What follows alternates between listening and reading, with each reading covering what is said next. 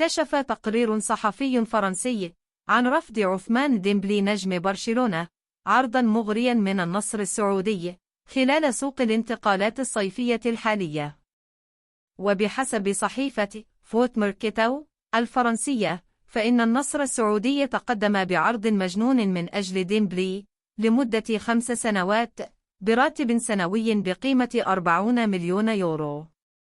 وأضافت الصحيفة: ديمبلي كان سيحصل على إجمالي 200 مليون يورو بهذا العقد، كما أن النصر كان مستعدا لدفع 50 مليون يورو قيمة الشرط الجزائي في عقد اللاعب الفرنسي الحالي. وأشار التقرير إلى أن ديمبلي رفض هذا العرض تماما. وخاض ديمبلي مع برشلونة 35 مباراة في جميع المسابقات الموسم الماضي، سجل خلالها 8 أهداف وصنع 9 آخرين.